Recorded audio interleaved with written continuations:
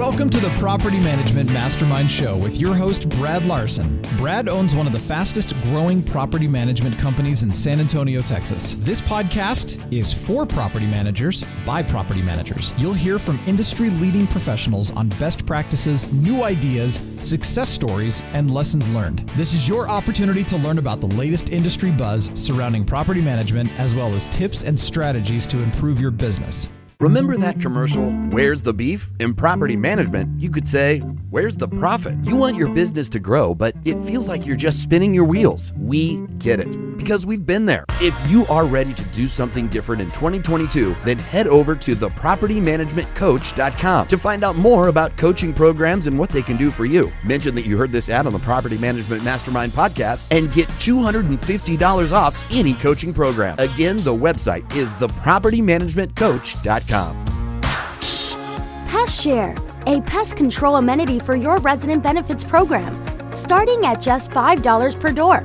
You can give your residents the pest control coverage they need. Pest Share will even pay for the expensive infestations like bedbugs and cockroaches. And the debate over who pays for pest control, while Pest Share turns an expense into added revenue. For more information, check out their website at pestshare.com/property managers. Welcome everybody to another edition of the Property Management Mastermind Show. I am your host, Brad Larson, and today's guest, I'm going to be bringing us Mr. Randall Henderson. And so Randall is, I got to give you some background. I've chosen him to be our MC at the Property Management Mastermind Conference in 2022.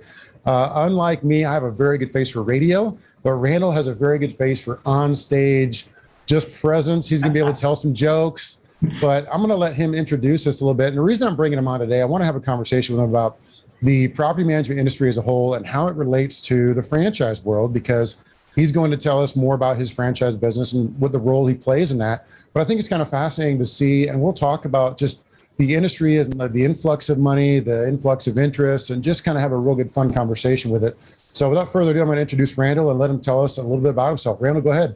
Hey, thanks, Brad. Thanks for having me. Right out of the gate, I just got to tell you guys, I am so stoked to see all of you at the Property Management Mastermind Conference. You know, when Brad asked me to host, I was kind of like very interested as to why he might be looking to kind of get some more energy up on stage. But if you know Brad and you love Brad, then you know why he's looking for a little bit of help up there. But at the same time, guys, if you haven't been to Property Management Mastermind, it is an awesome experience with, in my view, the top property managers from around the country who are coming together and are sharing and learning. And it is going to be exciting. It's going to be pretty fun, I think, and it's going to be just an amazing experience. So sign up, come. We're going to have a lot more, I think, hosting fun this year than we've ever had before, but just super stoked to do that. So thanks, Brad, for the invite on that front. I appreciate it. And we're going to need your presence because you have a really cool on stage presence. You tell some jokes, you wear funny outfits. I mean, it's you know, we know how good you are. I remember the Property Work event. This would have been 3-4 conferences ago. Yeah. And you showed up in the 80s Richard Simmons outfit, man. That was so funny. We still have pictures of that today. Oh, man. Well, I've got some stuff planned already. And we'll be working on some more fun stuff. And just the big thing is just to bring people together and just to be able to learn and grow together. And, you know, I count myself blessed because who would have thought that in the property management industry, you would meet such incredible people. So, and that goes for Brad, his team, and then everyone that's just a part of this conference. So I'm really excited about that. So give us some scale of your role and what you're doing for the company. Yeah, so for those of you who aren't familiar with PMI, believe it or not, there's a group out there that decided that franchising property management was a good idea. And the name of that group is Property Management Inc., or PMI. And I've been with PMI for about 8 years. I'm the vice president of our residential and commercial portfolios. Now, PMI is kind of a unique beast in the space because we are not just doing residential property management, we're also doing commercial HOA management as well as short-term management. And to be honest, the HOA and short-term in the last few years have really accelerated and skyrocketed. So what that looks like for like a new person who's coming into PMI, it's like, okay, I'm interested in real estate. I want to start a company. I need a little help. I don't know what I'm doing. I need some extra support, training, and systems. So they're led to PMI where they would buy a package that includes all of those things. But then they can choose right out of the gate, what business do you want to start in? Do you want to start in residential? Well, great. You come into the residential pillar, that's in my purview, and we'll train you how to do it. We'll help you grow your business. We'll help you kind of go through that. And then in return, in the franchise model, you pay us basically 6% of the royalties or the gross revenue that you make. So that's kind of the way that PMI works. As far as the scale and the size, I'll go franchise size first. So PMI is now the largest franchising group in the space. We have 370 operators all around the country. We're in about 47 states. We've also opened in Costa Rica, Dominican Republic, and Puerto Rico.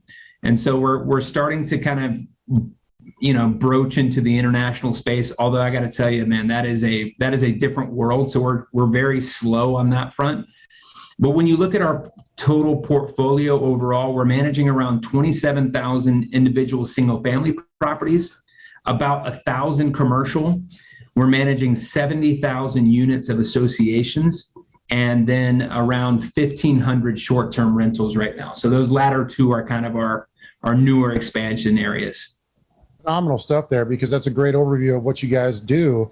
And to give people some perspective on the 6% royalties, that's pretty normal standard, even in any real estate franchise. So if you go buy a Century 21 or a Remax or a Keller Williams, if you can get one, or any one of those, they all have a royalty off of a transaction. It's very similar, but I believe in that. It's a pretty fair deal, because you're taking potential operators who have minimal experience, no operational knowledge, and you're giving them the playbook on how to run a management company, along with constant, mentoring and guidance, and you're infusing your experience into their personal wherewithal and how they can do in their own market. So I just wanted to kind of throw that in there, because, some people think of that, I'm not going to pay that, the entrepreneur people in us, right? We always want to do it ourselves. We want to do it better. But the other side of that is that's pretty fair. So I think that's interesting. I want to put that in perspective for you.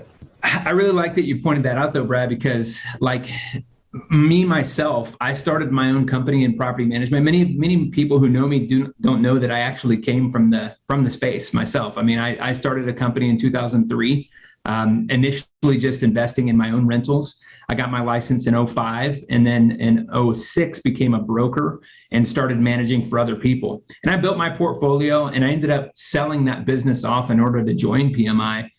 But it's funny that you talk about, like, why would someone choose to go with the franchise versus doing it yourself? Like I always say, look, this business, it's not hard, but it is complex. There's a lot of moving parts to know. And so it works well in a franchise model where, like, a lot of that stuff is systemized.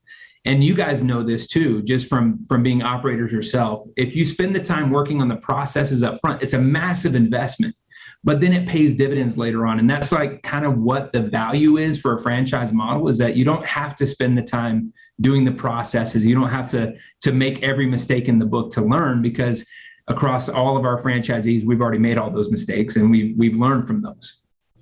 One of the things I really want to dive into is kind of the fascinating part of the conversation you and I had. This was in Austin at the IMN conference, and we're standing around the pool. I'm sunbathing my beautiful bald head. And we're talking about the two outliers that have been very popular, the HOA management and the short-term rental management. And so let's take one at a time, because, one thing that's unique about your business model that I feel is pretty fascinating is you kind of have the formula down for those two outliers, because we all can do the single family homes or even the multifamily. Like, it's all right there in our purview. There's a lot of state guidance for that. There's a lot of, pre-drawn up contracts for that, but there's not in the short-term rental and the HOA space. So let's talk HOA specifically. How do you help your franchisees break into that market? Well, and for those of you who are operators on the residential side, which most of you are, imagine the state of residential management like 10 to 15 years ago. That's kind of where HOA management is now. There are no good systems. There's not really great software. There's not a lot of great operators in the space. And when you talk to residential property managers right now, they're like, oh, I don't want to do HOA. No thanks, man. That's like too much of a headache, too much hassle. For us, we look at that and see an opportunity. We're like, hey, that if people are running from that space, we need to pay attention to seeing what's going on there. And so, like, when a franchisee comes in and chooses the HOA, we did focus upfront on processes, systems, workflow automation for HOA, which by the way was non-existent, and like a software that kind of tries to bring all that together. Unfortunately, the result is a tech stack that's got like, 8 or 10 different platforms that you're trying to bring together.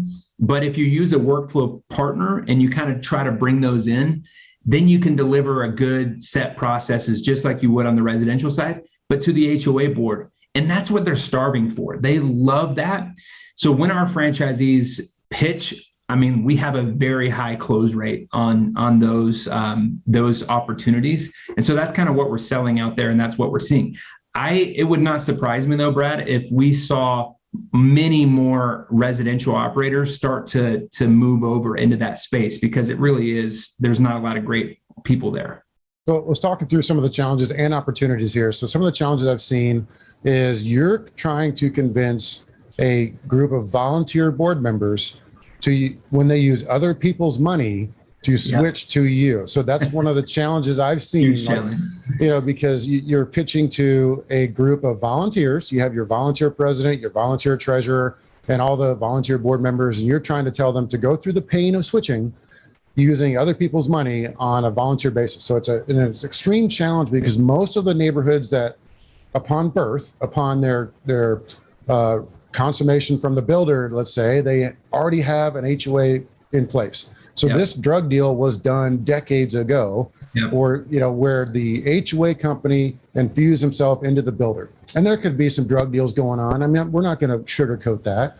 There could be all kinds of, weird stuff going on with the developer / builder when they build. And there always is. Yeah. There always is. And they built this neighborhood of 500 homes. And while they're building it, they hired their own little, girlfriend of an HOA company over there, and they get a sweetheart deal. Okay. I'm not pulling punches there. I think that's an actual real deal. That's what happens in almost every single market. Yeah. Again, the challenge is to get them to switch. So talk me through maybe some good idea stuff there that you've seen, and stuff that's working, and maybe stuff that can help some of us that are looking at that. Yeah, honestly, the sale there is all about the pain that they're experiencing and the fact that they aren't aware that there's a better way. So the biggest problem that I see is just getting in front of them. Just having an opportunity to show them, hey, there is pain, that you're not popular in the community because you're the one that has to do the violations, right? You're spending your volunteer time, and what do you get back is hate mail from your neighbors because you had to fine them for their dog crapping in the yard. And so there's just a lot of that you can ease the burden administratively, that they don't understand that is the role of an HOA company. They are supposed to be the shield. They're supposed to be basically the secretary to the board. So you come in there and you're saying, hey, look, we're going to make you rock stars. We're going to make you and drive the value of the community up, and then credit you for those decisions. And so there's a lot of proactive stuff that you're doing. And it's more just like, in my view, communication in the HOA world is 3 times more important than it is in the residential world of single family management. You have to be just constantly selling your value, selling your pitch, and selling your, the relief of pain to these volunteer board members. And Brad, you nailed it. You have to keep going back to that. Hey, you guys don't have time to deal with that. That's our job. Let us do that. That's what you pay us for. Their existing HOA manager is not saying those things. They're barely able to pick up the phone and respond to calls and emails. It's that communication piece is everything. Where I see the opportunity in this is the hyper local type of an operator. And so one of our acquaintances, Scott Brady, he's been really growing the HOA side in the California market. And a lot of it is because of the opportunity there where the current HOA board is working with this giant conglomerate of a company based out of New York City or based out of, Los Angeles, and they're 100 miles away in California. So they're coming across as not local players, and they don't have the communication there because of the number of managers or manager assigned to that board. It could be one manager for 20 boards, right? And they have no vested interest in that board's success, really, other than just a paycheck. The franchise operator that you might be working with, they could be at a smaller scale. They may have 5 or 10 boards assigned to one manager, and then that manager is highly invested in their success. So I think the difference is to solve the problem. The Shark Tank solve the problem is better communication, as you mentioned, but a smaller scale type direct point of contact and not coming across as, New York money, right? I totally agree. Yeah. You hit kind of the other, I think in your first comment, you hit the developer's girlfriend's company. That's the first company that we see. Absolutely. But the other one that we see is the out of state larger one. And you're absolutely right when you nail that. Because we are local, we are not stretched as thin, and we get a lot more attention, and we just relieve the pain. Remember, the key is they're volunteers. They don't want to deal with the problems. They just care about their community. So if you can kind of bring that to them and bring that level of communication and accountability, and you automate a lot of that, then you win. And so again, when I hear people complain about HOA managers, my juices just start flowing. I'm like, how do we get more of that? Let's take more of that, One interesting part is you bring a level of professionalism to the HOA management side that local operators may not have inherently, because I have seen local operators and their HOA focus, and it's like amateur hour. It is mom and pop, laughable amateur hour stuff. And so if a smaller operator can come in and say, we're only going to manage 5 or 10, HOA accounts, then they can come across as very local, but yet extremely professional. And that could be the point of difference that wins them the business. Well, and Brad, zooming out a bit, I think that's one of the reasons why the franchise model works well in other areas of property management as well. Because at the end of the day, people are trusting, and they're trusting their asset to someone. And if it's a local person that is tied to this national conglomerate, they love that. They love that you're the local boots on the ground operator that's still part of a larger entity, so that there's a level of trust there. So we're winning deals on the HOA side based on that, but also on all the other pillars of property management as well. Yeah, that's fascinating. So I think that's a really neat deal. I wanted to expand on that because, we touched on it briefly in a few conversations, but, the opportunity there for the operator to break in. So let's talk that a little bit further. I'm kind of talking in circles, but I'm thinking of the next point. Do you offer some help in lead generation and growth on the HOA side? Talk me through how that works. Yeah, so lead gen and growth on the HOA side is actually a little bit more complex than on the residential side, because it's a matter of timing, and it's finding the pain points. And so there's a lot of on the ground networking that has to go into that. There is some HOA value, and like the franchise at our level, we do provide like SEO optimization for HOA management searches. And there's a couple of third-party lead gen that groups that we've partnered with to continue to drive that. So, and I'll just share this with you, give a little bit of the secret sauce out there. For those of you who are familiar with APM and have used APM in the past, well, APM kind of went off the rails for a while, but you know where they never went off the rails is in HOA. They still dominated that HOA term simply because the search volume there just wasn't as large. And so that's been one of our secrets, is that we've always been very active on the HOA side in APM, and we're generating a fair number of leads per month. The cool thing on the HOA side is that it doesn't take as many contracts to equate the same money. So we usually kind of use quick and dirty would be like, an HOA is typically 10 times more valuable than a residential. Now that varies across the board because the scope of work changes. And every deal is a custom deal in the HOA world. But when you look at that, you're like, okay, if I'm generating 4 or 5 or 6 leads a month, that's damn good. That you're actually have an opportunity to close a lot of business if you're getting in front of these boards. And that's the key. Yeah, I'm a firm believer in the APM platform, all property management platform. It's changed hands now twice since I've been working with it for 10 years. Started off as its own entity, then Buildium bought them, and then RealPage bought them or merged with them, and now they're one big giant conglomerate. But they do have a very good platform. The key to success there is be Johnny on the spot, first to respond, and to just keep the follow-up train rolling. You just can't like ping them, left the voicemail and forget about them. You got to follow up. Yeah, I was just going to say, Brad, we also train on the big challenge is timing on HOA boards, because if they don't have pain, they're not going to be looking proactively. If they have pain, then you got to wait for that moment of where they're out of contract and they're looking for another operator. So the big key thing is to get out in the community, to network, and to to be in front of those volunteers before. And there's some resources that you can tap into to kind of help on that lead gen side as well. But that's a lot of what the franchise is providing as well, is just kind of how and where to go to find those leads in the HOAs. To keep going on the HOA side, do you guys have a solution for banking that you partner with, or have okay, who is that? Yeah. And so on the banking side, we're with South State, which I think used to be Center State. And that has been easier to find a national solution on the HOA side. There's a lot of money that you're dealing with in reserves, and there's a lot of opportunity for banking credits and other types of relationships on that front. So if you're looking at that space, I highly recommend looking at South State or another kind of large, just HOA focused bank, because it is very different and the benefits are very different as well. Yeah, we recommend Enterprise as well with Allison. Enterprise from Enterprise. They're good.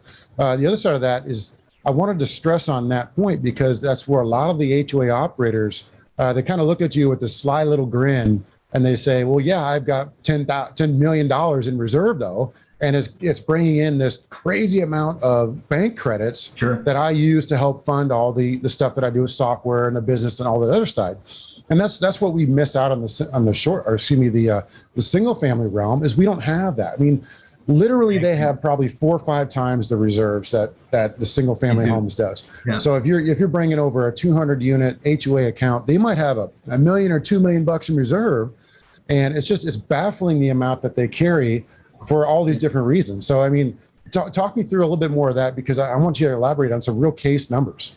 Well, I agree with you. And it's not just the banking credits and you're talking big money there too, Brad, because as you mentioned, the reserves are 4 to 5 times higher and many times higher. When you start to scale up and you talk about like 10 or 15 communities for one manager, that can equate easily to millions of dollars that you're holding in one account. And that's kind of the difference in the trust accounting side and the way that the banks handle that. So in other words, the credits are multiple higher. I mean, you can't even, there's no comparison between that. But that's just one revenue stream that people don't think about in HOA. There are a lot of opportunities for cross-pollination of different programs that you might have on your residential business that you can bring in. Remember that like a third of the units in an HOA, they're rentals.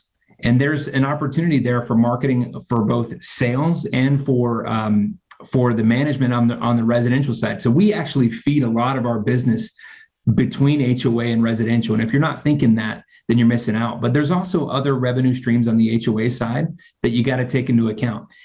You know, people always talk about resident benefit package and how that's progressed and developed on the residential side. Similar things are happening, guys, on the HOA side.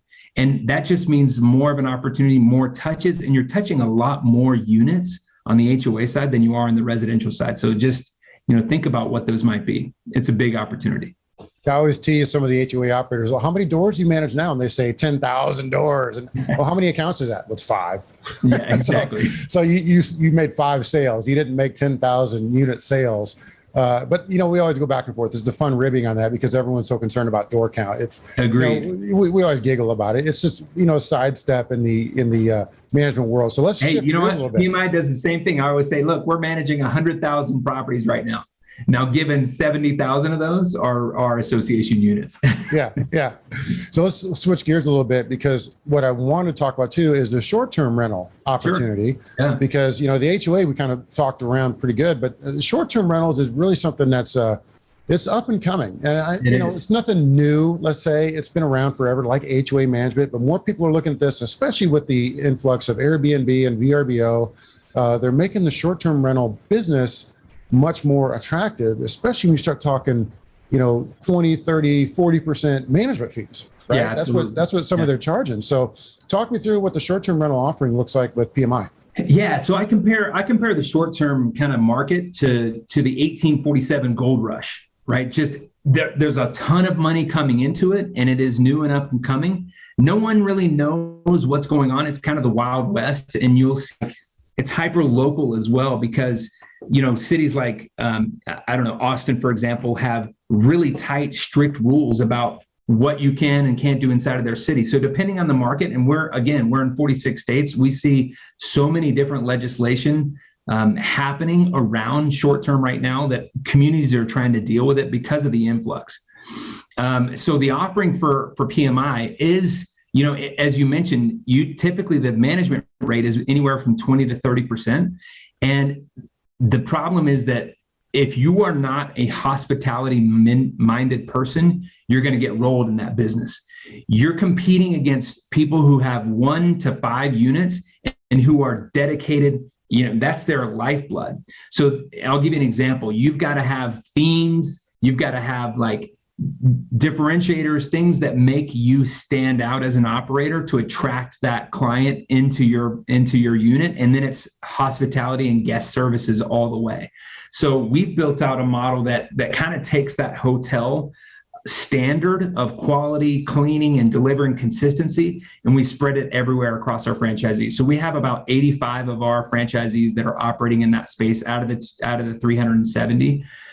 And again, we're only managing 1,500 units right now, but from a revenue perspective, it is mind-blowing because it's not just the 20% management fee, Brad. It's also the fact that you're more than doubling what you could make on a regular rental rate. So it's 20% of 200% of the monthly rent that you would normally get. So just the revenue works. The systems are different. The software is really messed up right now. There's just a lot of different players coming into that space. And so that's one big thing that we add is we've tried 6 different softwares on it. We're now in this core software called Booking Automation, which we love, that kind of brings together the ability to manage multiple calendars and turnovers and all that stuff. But it's a huge offering and it's a very detailed business.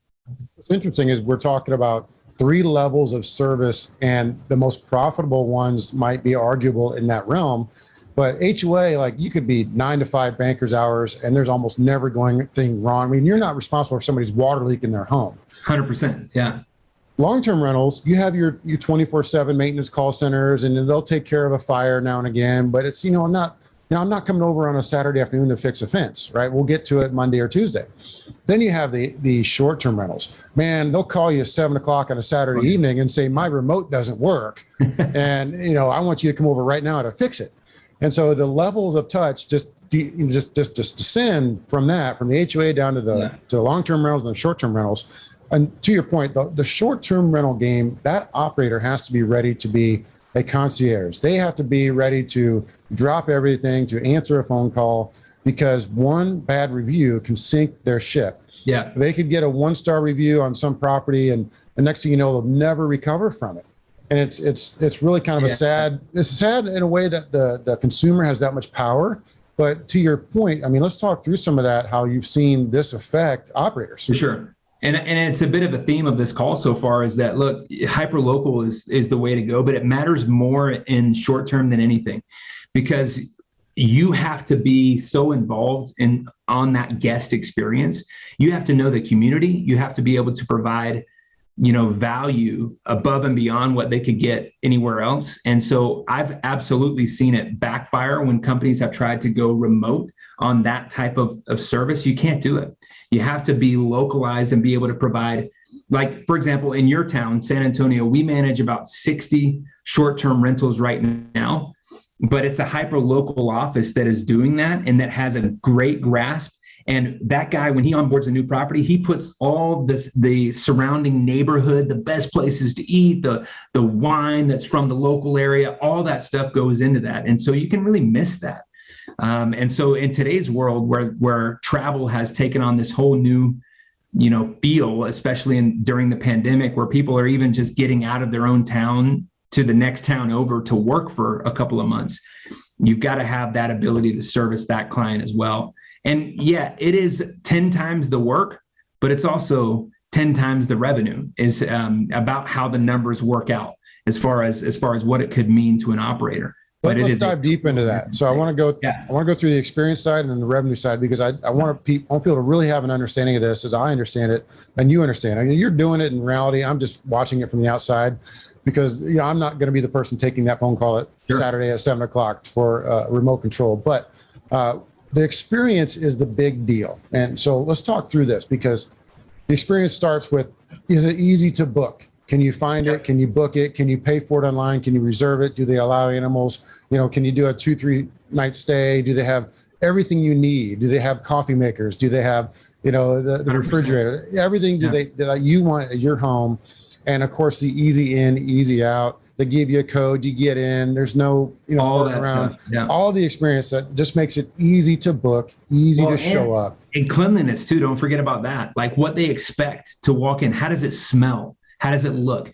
Does it have like what we do now? We do what's called the PMI standard as far as cleanliness.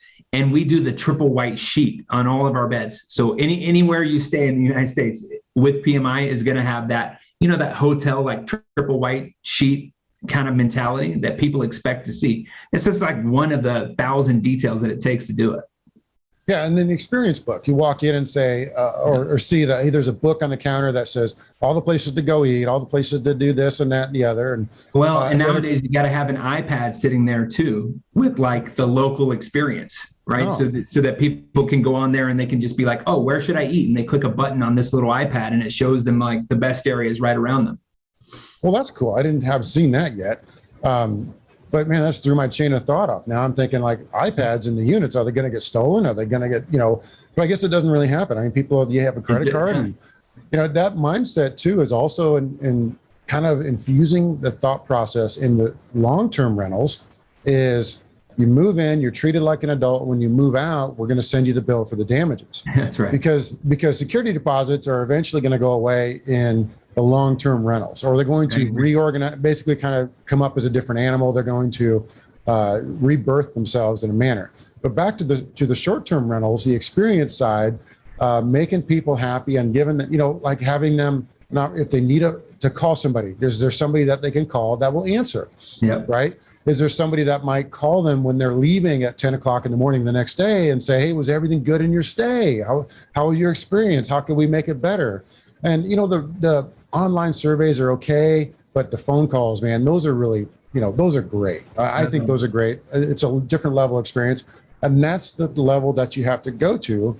And the competition is stiff because you're dealing with somebody who owns 4 or 5 Airbnbs, VRBOs, and that's their livelihood. That's like their focus. And that's all they're worrying about 24/7 is getting those renters in and making them happy. So having said all that, you agree with me, and I'm just kind of elaborating on it. The revenue side, I think we glossed over that pretty quick, but I got to talk through it with you. So let's take short-term rentals versus long-term rentals. Yeah. Let's take for the baseline, a $1,500 home, long-term rental.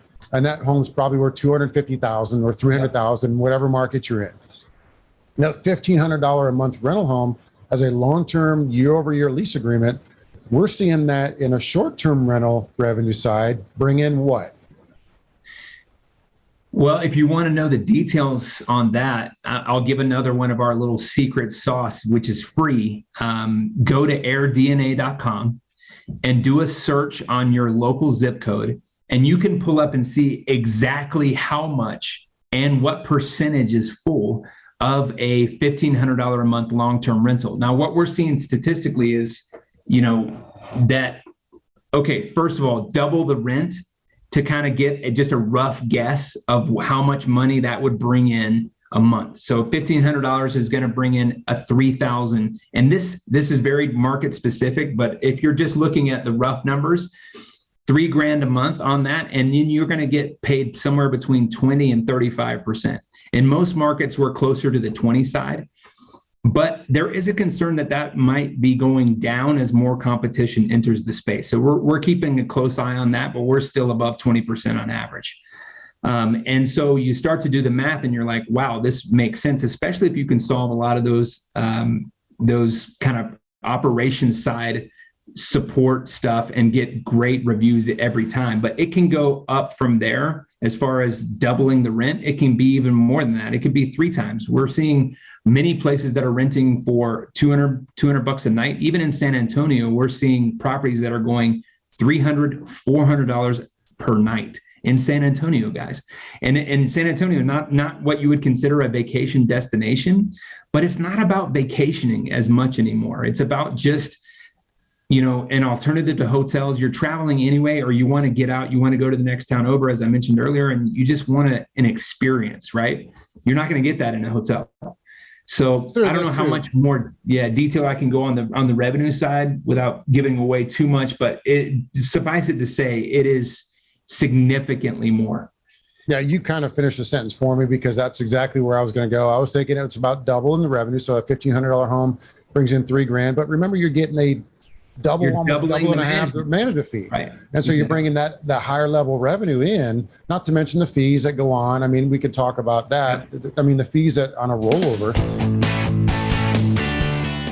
With RentBridge's property management, marketing, and workflow automation tools, take your business to the next step.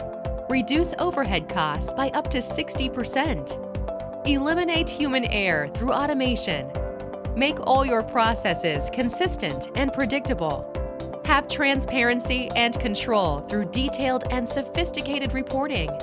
For property managers that want to work smarter, not harder, RentBridge. Call us 972-805-8535 or visit rentbridgegroup.com. Here's an interesting twist on the investor side. The second home market for loans, for getting financing, is much easier than investor financing. Sure. So if you're talking to a homeowner that is out of state and they're looking to invest, they say, why don't you buy a home in my market as a secondary home? Go to your local lender, get a secondary vacation home loan, buy a vacation home in my market, and then we'll manage it as a short-term rental for you 9 months out of the year or 11 months out of the year. And then you can come visit like a timeshare 1 month or 1 week out of the year, and we'll just block off that time for you to come get it. The investment side of that is different because the lending side is very much different. And I think it's almost like half of what you'd have to put down. It might be only a 10% down payment instead of a 25% for a regular loan on an investor side. So there's an interesting twist on that. Yeah. And the other thing, Brad, is that and I think your listeners probably are knowing about this already, but guys, you need to fish in your own pond. Those of you who are property managers who are already working with investors, you already have a path to touching the investor. Why are you not offering them the opportunity to buy a second home and manage it as a vacation rental? That could be a great way to start to open up that portfolio for you. Because investors like the ones that you're working with, typically the small guys who have 1 to 2, maybe you have some outliers with 5 or 10, they're always on the hunt for additional ways to invest without the massive down payment. And that second home is a great opportunity to do that in your market, outside of your market. I mean, you can definitely create some value for your own pond there. You need to fish there.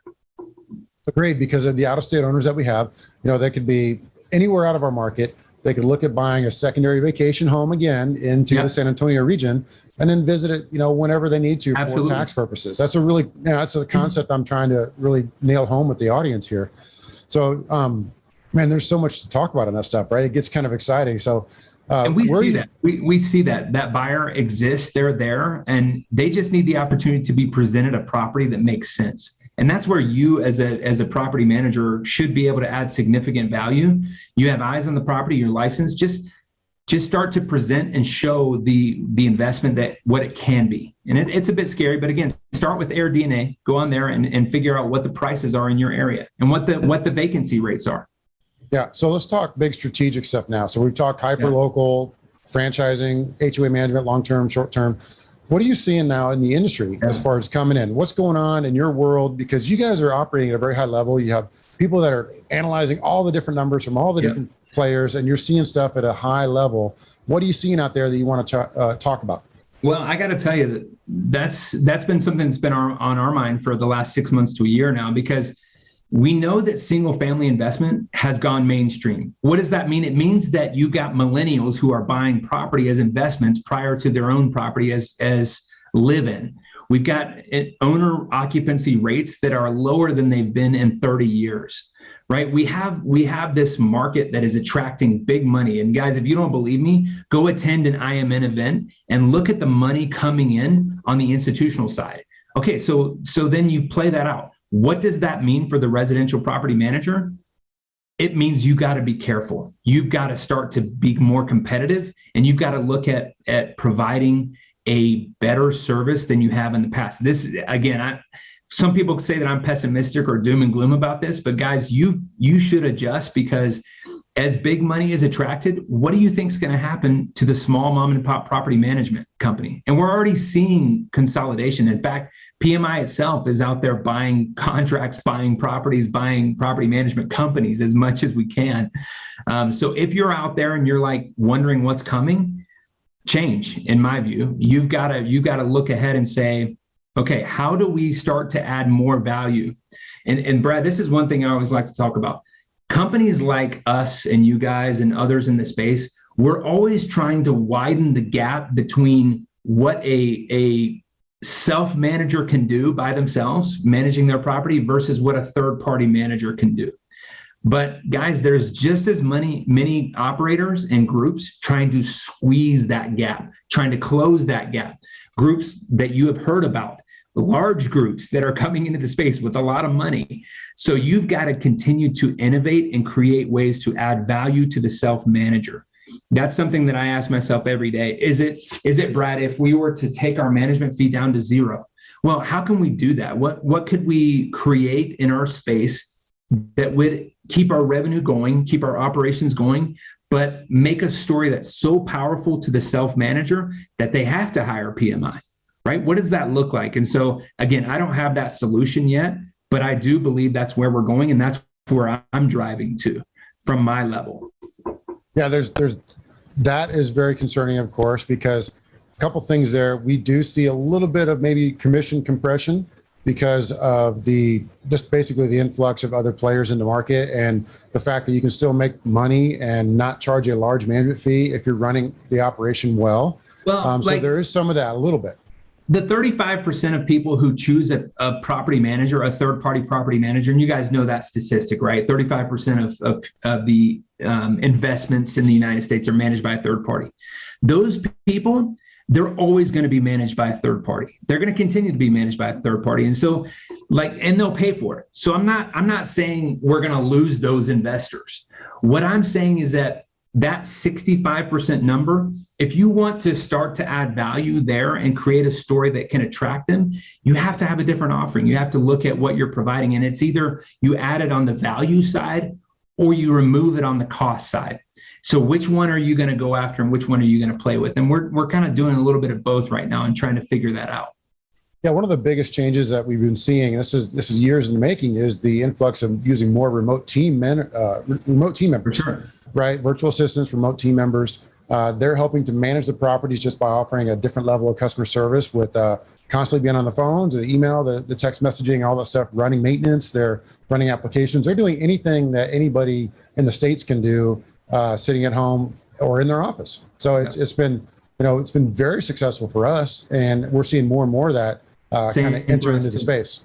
Yeah. And the scary side, right? On the scary side is there's lots of big legislation right now going on with the real estate community, the realtor community, where if they change some of these commission structure offerings, we could see a bunch of realtors just up and be switching into the property management world. I agree. And so not that, I mean, a lot of us started there. I started there, probably you started there, or we know people started there.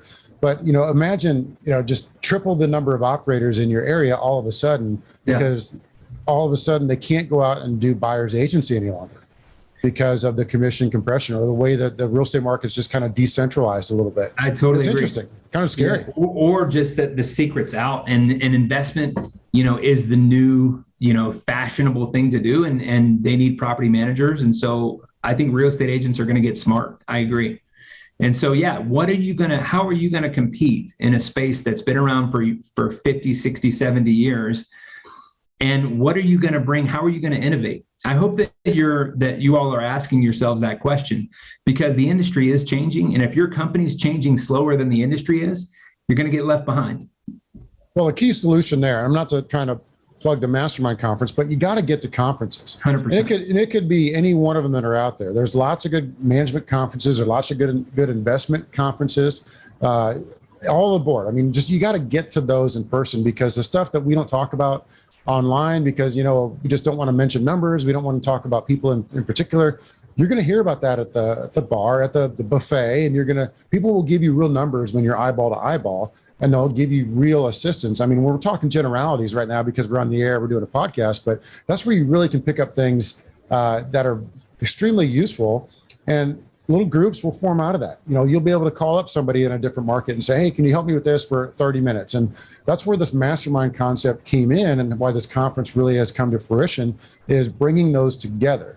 And so I am firmly encouraging people to attend as many in-person conferences as you can, especially if we get this COVID world kind of sorted out, which I don't even know if that's ever going to happen. We might have to live with this forever and ever, which makes things that much more weird and that much more opportunity for management, right? If we're dealing with these COVID issues. 100%. And guys, whether or not COVID goes away, the policies and procedures that you put in place as a result of COVID, many of those will stay. They'll continue to be just the new way, the new form of doing business. You think people are going to want to go back to meeting in person at a property if they can self-show?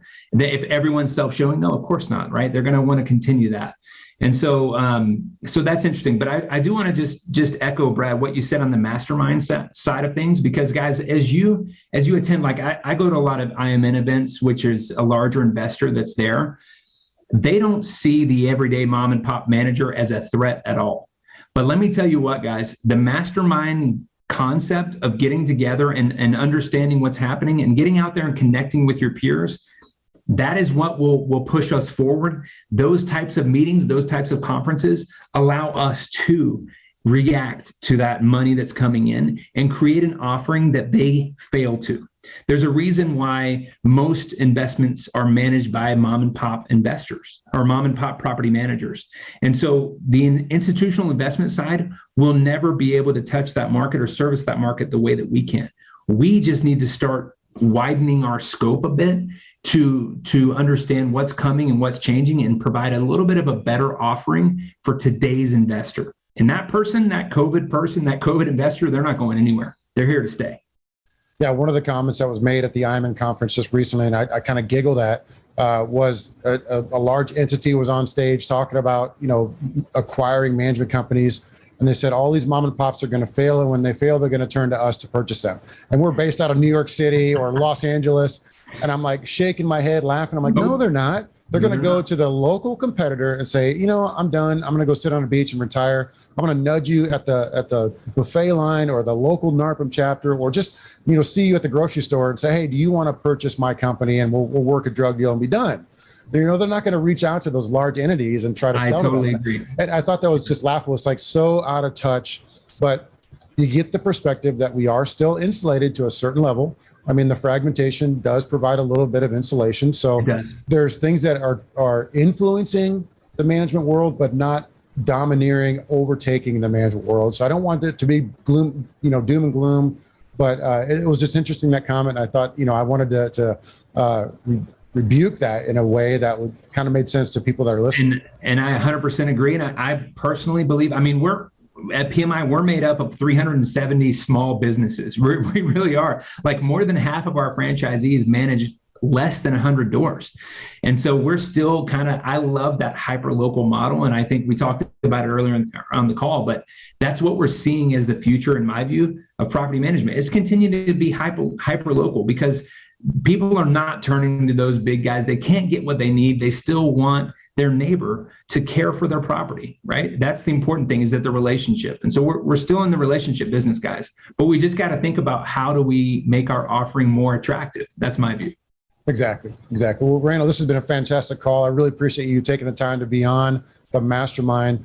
I look forward to seeing you at the Property Management Mastermind Conference in May of 2022 at the Red Rock Resort in Las Vegas this year. So again, much kudos to you for bringing on the call, and I can't wait to see you as the MC. Man, I'm excited. I am stoked. I can't promise a Richard Simmons outfit with short shorts, but we'll do something creative. We'll get crazy up there. We'll have a lot of fun, and more importantly, we'll move this industry forward. So I'm really looking forward to it, Brad. Thanks for the call today. Appreciate it, Randall. Thank you. All right. Take care, guys. Findigs makes your leasing process lightning fast and 100% fraud-proof straight from the applicant's phone.